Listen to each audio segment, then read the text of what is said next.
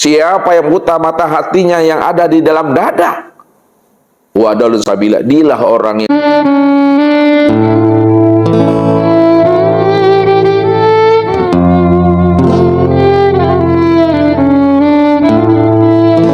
butanya mata hati yang ada di dalam dada. Siapa yang buta mata hatinya yang ada di dalam dada, wa adallu sabila, dialah orang yang tersesat itu. Kalaulah buta mata hati yang di dalam dada ini adalah orang yang tersesat, buta mata hati yang bagaimana maksudnya? Buta mata hati yang di dalam dada itu makna hakikatnya, siapa yang tidak mengenal aku di waktu hidupnya, maka di waktu matinya dia juga akan pernah mengenal aku. Siapa yang tidak mengenal aku di dunia ini, maka di akhirat dia juga tidak akan pernah mengenal aku. Siapa yang tidak mengenal aku, yang telah wujud dan nyata senyata-nyatanya pada dirinya, maka dia juga tidak akan pernah mengenal akan aku di luar dirinya yang telah wujud dan nyata senyata-nyatanya. Itulah orang yang tersesat sebenarnya. Orang yang tersesat itu adalah orang yang tidak mengenal Allah, orang yang tidak bermakrifat kepada Allah. Bagaimana Allah akan mengatakan kita ini menjadi kekasihnya? Bagaimana kita akan dikatakan Allah sebagai hambanya? Sedangkan kita tidak mengenal Allah yang kita sembah itu. Kita tidak mengenal Allah, nama yang kita sebut dan nama yang kita agungkan itu. Padahal kita mengaku bahwa diri kita ini adalah sebagai seorang yang dekat kepada Allah, sebagai orang yang patuh kepada Allah, sebagai orang yang rindu dan cinta kepada Allah. Makanya syarat rindu, syarat cinta, mesti kita mengenal. Kalau kita sudah mengenal, pasti dia melihat. Kalau dia sudah melihat, pasti dia sudah bertatap wajah. Kalau sudah bertatap wajah, disitulah munculnya mahabbah. Disitulah letaknya ingat itu. Kalau kita tidak mengenal, kita tidak melihat, kita tidak bertatap wajah, bagaimana kita akan mengingat dirinya?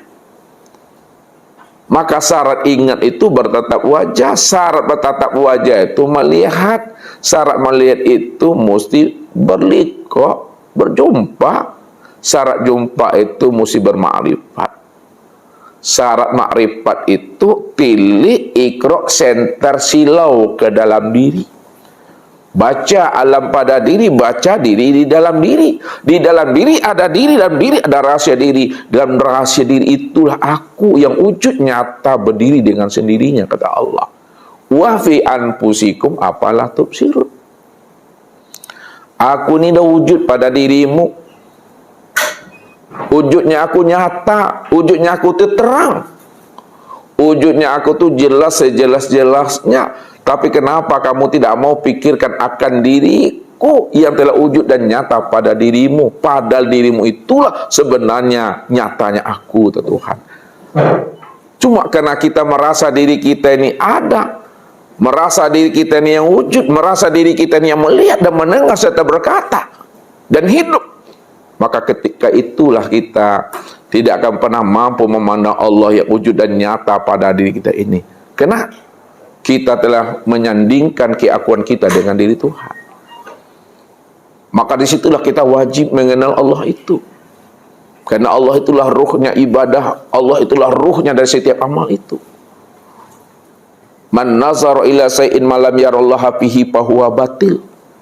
Barang siapa yang memandang kepada sesuatu, dipandangnya ayahnya, dipandangnya ibunya, dipandangnya suami dan istrinya, dipandang anak cucu dan menantunya, dipandangnya jamaahnya, dipandangnya ustadz dan gurunya, dipandangnya sahabat-sahabatnya, lalu dia tidak mampu memandang Allah yang wujud dan nyata pada ayahnya, pada ibunya, suami, istri, anak cucu, menantunya, jamaah, ustadz dan gurunya, maka itulah pandangan yang berdosa itu. Pandangan yang berdosa itu adalah pandangan yang tidak mampu memandang Allah pada segala yang wujud ini. Padahal segala yang wujud tidak pernah ada. Kalaulah segala yang wujud tidak pernah ada, Allah cuma yang wujud dan yang nyata. Mestinya nyata Allah itu kita lihat senyata-nyatanya pada segala sesuatu. Walillahil masyriq wal maghrib fa aina tuwallu fasamma wajhullah. Timur dan barat, utara dan selatan, itu aku yang punya, kata Allah. Kemanapun kamu hadapkan wajahmu, ke barat, ke timur, utara, selatan, atas, bawah, kiri, kanan, luar dan dalam, maka yang terpandang itu aku. Karena selain aku tidak pernah ada. La ilaha illahu kullu syai'in halikun illa wajhahu. Tidak ada yang wujud, tidak ada yang nyata, melainkan yang wujud dan yang nyata itu hanya Dia. Karena Dia diri yang awal, Dia diri yang akhir, Dia diri yang zahir, Dia diri yang batin. Kullu syai'in halik illa wajhahu. Tiap-tiap segala sesuatu. Sorga itu sesuatu tuh. Neraka itu sesuatu tuh. Aras, luh, kursi, mahfuz, langit dan bumi itu sesuatu. Halikun, tidak pernah ada. Illa wajhahu, yang ada, yang wujud, yang nyata adalah aku, kata Allah. Kalau aku yang wujud, aku yang ada, dan aku yang nyata, maka kemanapun kamu pandang dari segala arah, maka yang terpandang itu hanya diri aku. Tapi kenapa kamu tidak mampu memandang akan kewujudan dan kezahiran aku yang wujud pada segala sesuatu? Afala taqilu, afala tatafakar. Kenapa kamu tidak mau pikirkan, kata Allah?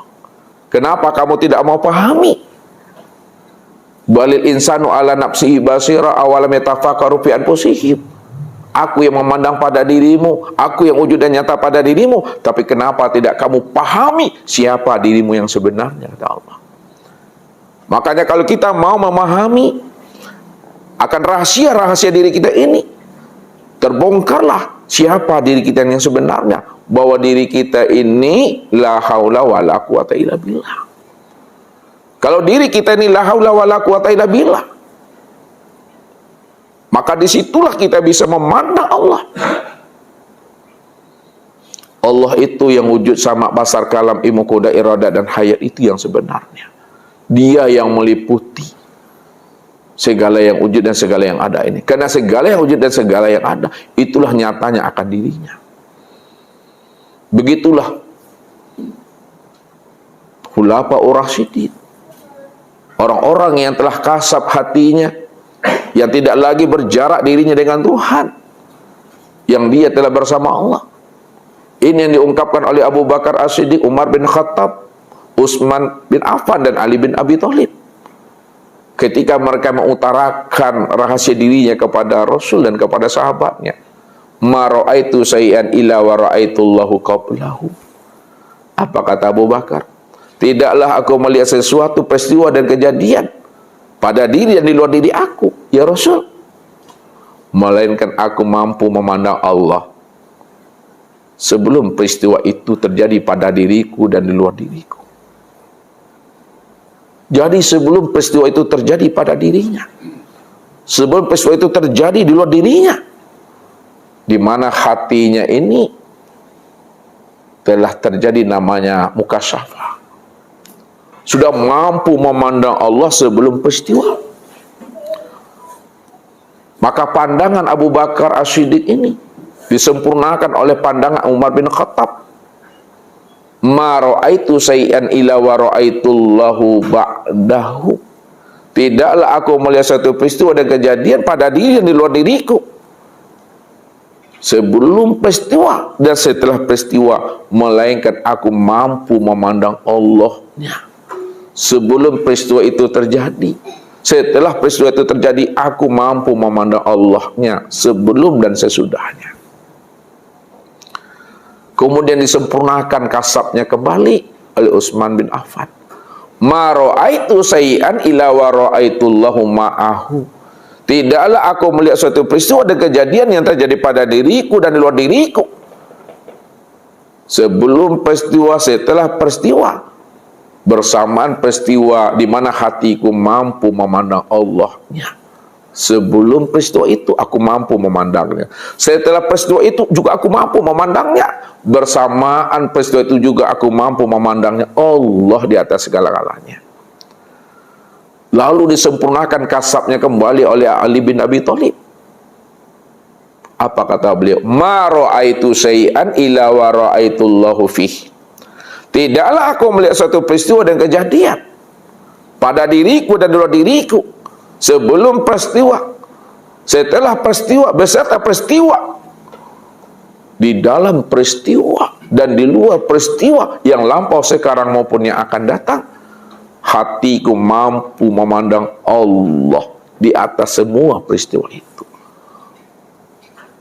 Maka ketika kita mampu memandang dan menilai Allah di atas peristiwa, di atas kejadian, di atas segala-galanya, disitulah kita itu mampu memahami dan menyikapi hidup ini dengan jalan sabar dan ikhlas.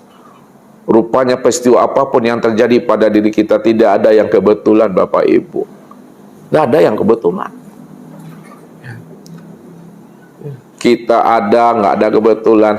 Kita lahir, nggak ada kebetulan. Dapat bini, dapat udah, punya anak, punya menantu, dapat cucu, nggak ada kebetulan. Sehat tak ada kebetulan, sakit tak ada kebetulan, hidup dan mati tidak ada kebetulan. Karena kita ini hidupnya sudah berada di dalam takdir Allah, dalam ketetapan Allah, dalam genggaman Tuhan. Maka tidak ada hal yang baru yang terjadi pada diri kita. Peristiwa yang kita alami sampai habisnya usia umur kita ini perkara yang sudah lama dituliskan Tuhan. Apa kata Rasul? Kataballahu maqadiral khalaiq qabla ayakhluqas samawati wal ardi khamsina alfasana. Allah telah menuliskan, menetapkan, menakdirkan dan menentukan takdir masing-masing daripada diri kita ini 50.000 tahun sebelum adanya alam. Jangankan kita, Bapak Ibu, alam saja belum ada lagi. Ya. Itu sudah dituliskan Allah. Kalau itu telah dituliskan Allah 50.000 tahun sebelum adanya alam, itu artinya 18.250.000.000 tahun sebelum adanya langit dan bumi ini, sebelum adanya alam yang bernama alam, sudah ditulis Tuhan. Jadi kita ini hidup tak pernah keluar daripada takdir. Wa kullu insan alzamnahu ta'ira fi unuqihi. Setiap manusia ini, di mana catatan amalnya itu telah dikalungkan Tuhan pada lehernya masing-masing. Jadi catatan amal kita, awal sampai akhir, zahir sampai batin, itu sudah dikalungkan Allah catatan amal itu di sini ya. Kita tinggal menjalani aja lagi. Ya. Jadi kalau bahasa syariatnya, rencana pada kita, keputusan pada tangan Allah. Makna hakikatnya, rencana di tangan Allah, keputusan juga di tangan Allah. Kita tak pernah merencanakan hidup kita ini. Yang merencanakan hidup kita, itu Allah. Makanya kita menjalankan rencana apa yang telah direncanakan Allah. Wa rabbuka yakhluqu ma yasha' wa yahtar makana lahumul khiyarah. Wa ma tasyauna illa ayyasha Allah rabbul alamin. Aku Rabbmu, aku Tuhanmu. Aku yang menciptakan kamu dari tidak ada lalu menjadi ada. Lalu aku beri kamu namanya penglihatan dan pendengar serta hati dan rasa, kata Allah. Kemudian aku sempurnakan pilihan aku untuk dirimu. Pilihanmu tak berlaku bagi aku, tapi pilihan aku yang berlaku bagi dirimu. Wa ma tasyauna illa ayyasha Allah. Dan kamu tidak akan pernah bisa berkehendak dan berkeinginan, melainkan kamu bisa berkehendak dan berkeinginan sesuai dengan kehendak dan keinginan aku, kata Allah. Itu maknanya hiduplah kita mengikuti kehendak dan keinginan Allah. Seperti air yang mengalir kita hidup ini, Bapak Ibu. Jangan sungsang hidup itu.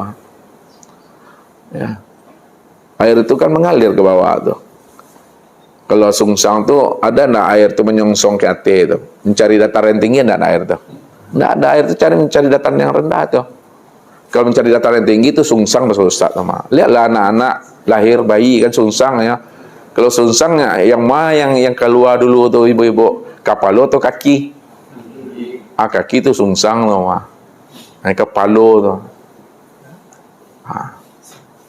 Kalau kita hidup sudah mengalir mengikuti kehendak dan maunya Allah, insya Allah aman nyaman itu Bapak Ibu. Nak kamu tambah ke uban itu.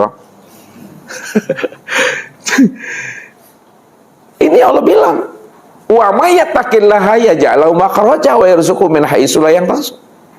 Barang siapa yang hidupnya telah mengalir mengikuti kehendak dan maunya aku, hati dan jiwanya telah jinak dan patuh kepada aku. Dia yakin kepada aku ini Tuhannya. Yakin dia dengan aku ini Robnya. Yakin dia dengan aku sebagai Tuhan dan Robnya. Aku ini maha di atas segala-galanya, kata Allah. Jangan ragu dengan jaminan dan kemampuan aku, kata Allah. Jangan kamu ragu dengan janji aku. Aku ini sebagai Rabb. Ya ja'alau makhraja. Siapa yang tidak bimbang dan ragu dengan Allah, dengan jaminannya, dengan kemampuannya, dengan janjinya, hanya bersifat patuh dan penurut ajalah kita Bapak Ibu, ya. Ya ja'alau makhraja, kata Allah.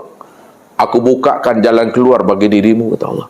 Karena yang membuat hidup kita ini bermasalah bukan kitanya, Allah yang membuat hidup kita ini bermasalah. Ya, kalau kita tahu yang membuat hidup kita ini bermasalah itu adalah Allah, maka serahkan diri seutuhnya kepada Allah. Jangan hidup itu membawa keakuan diri, panjang-panjang laleknya, awak kau capek tu nyok Bapak Ibu. Serahkan kepada Allah tuh. Kalau dibawa dengan kekuatan logika kita, rasio kita, ketika tak tertampung lagi, dah penuh memorinya Bapak Ibu, apa kau mengecek sepanjang jalan sih mereka tu mah ngecek saja tu, lagi ku lah kanai mah, lah konslet. Cobalah kalau kita serahkan kepada Allah, serahkan diri kita, keluarga kita, anak kita kepada Allah. Apa jawaban Tuhan? Fa iza azamta fatawakkal 'ala Allah. Wa may yatawakkal 'ala Allah fa huwa hasbuh. Apabila kamu dah benar-benar beriman kamu kepada aku, dah yakin kamu aku ni Tuhanmu. Aku segala-galanya, kata Allah. Aku maha tahu. Lalu kamu yakin dengan aku, tak ragu kamu dengan jaminan aku. Lalu kamu serahkan semua urusan kamu kepada aku, kata Allah.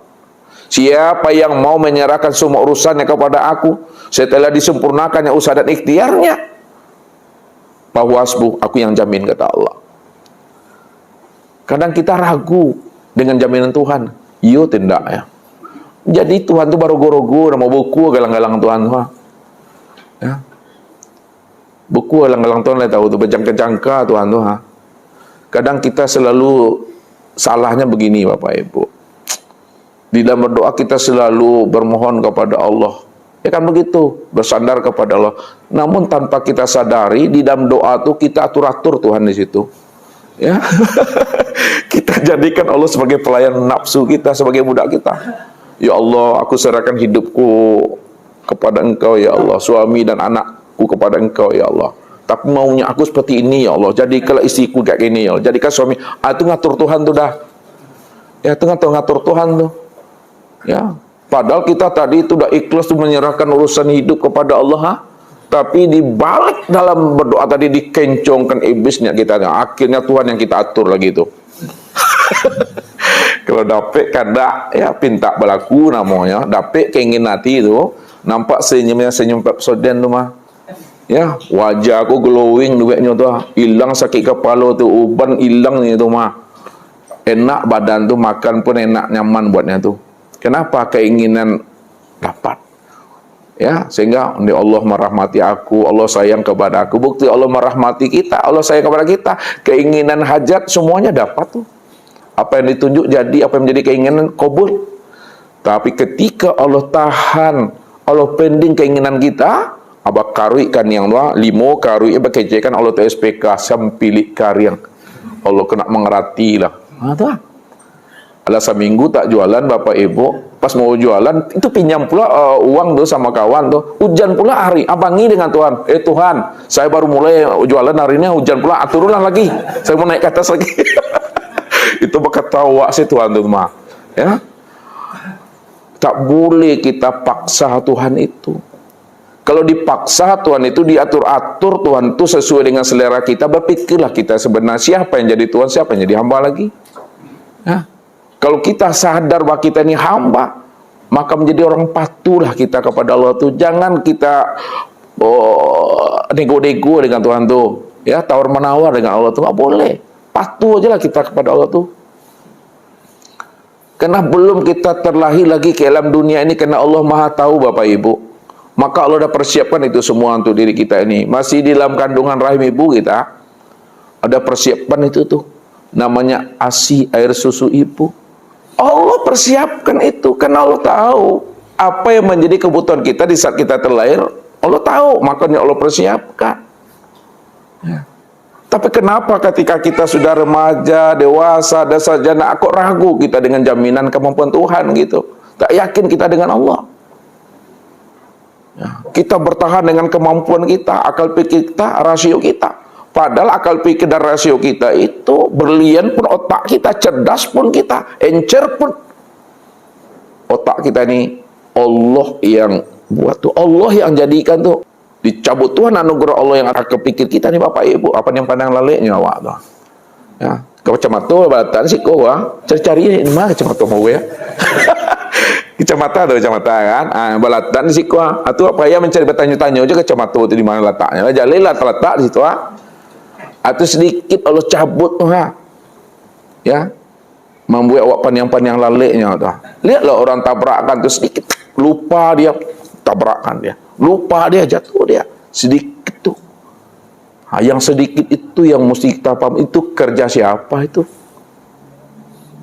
Makanya Allah bilang waskur rabbaka iza nasita, cepat kembalikan hatimu, ingatanmu kepada aku pada saat engkau lupa, kata Allah. Jadi hadirkan hati itu selalu kepada Allah. Insya Allah kalau hati sudah dihadirkan kepada Allah, disitulah namanya kita telah muncul namanya kesadaran hidup bersama Allah itu. Kun ma'allah fa in lam takun ma'allah fakun ma'aman kana ma'allah fa innahu yusiluka ilallah. Hiduplah kita selalu bersama Allah, memandang bersama Allah, mendengar bersama Allah, berkata bersama Allah, berpikir bersama Allah, berbuat dan melangkah bersama Allah. Supaya pekerjaan yang kita lakukan awal sampai akhir, kalau disandarkan kepada Allah, barokah, disempurnakan Allah.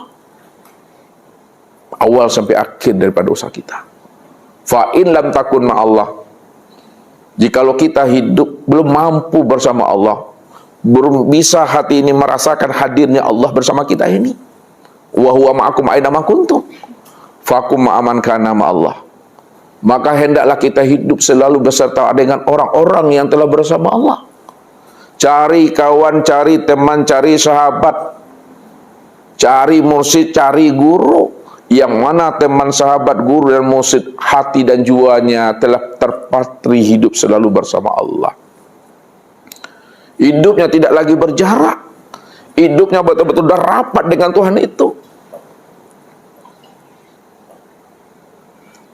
Kalau dah kita temui mereka, maka ambil ilmunya. Sau ilmunya, timba ilmunya. Apa sebabnya? Fa innahu yusiluka ila Allah. Maka dialah yang menghantarkan rohani kita ini untuk bisa liko bermusahadah dengan Allah. Rupanya untuk berliko dan bermusahadah dengan Allah itu mudah Bapak Ibu. Tak payah untuk berliko dengan Allah itu. Karena Allah kan pingin dirinya dikenal. Kalau Allah pingin dirinya dikenal, maka Allah selalu mempermudah hambanya supaya hambanya itu bisa mengenal akan dirinya. Kalau ada yang sulit mengenal Tuhan, mengenal Allah, bukan karena Allahnya, tapi gurunya yang mempersulit jamaahnya untuk sampai kepada Allahnya. Ya. Banyak syarat-syaratnya. Ya. Untuk mengenal Allah, kalaulah guru yang menetapkan syarat-syarat itu. Tapi untuk mengenal aku, kata Allah, tak butuh birokrasi, tidak butuh administrasi yang berbelit-belit. Karena aku sengaja, ya, aku jadikan alam, aku jadikan dirimu, aku jadikan segala sesuatu itu supaya diriku itu bisa dikenal, Tuhan. Ini yang mesti kita bersihkan kalbu kita. Ini yang kita bersihkan rohani kita. Karena penghalang itu ada pada diri kita sendiri. Makanya Allah katakan apa? Wa'lamu annallaha yahulu bainal mar'i wa qalbihi wa annahu ilaihi tuhsyarun. Ketahuilah wahai jantung hatiku, sesungguhnya antara dirimu dengan aku tidak ada jarak dan pembatas. Tidak ada nama hijab dan tabir. Siapa yang mengatakan antara dirinya dengan aku ada hijab dan tabir dan ada jarak, sebenarnya menjadi jarak hijab dan tabir antara dirimu dengan aku itu adalah hatimu yang ada di dalam dadamu. Padahal aku tidak pernah mempersulit akan diri aku, Tuhan. Rupanya menjadi jarak itu adalah hati yang ada di dalam dada.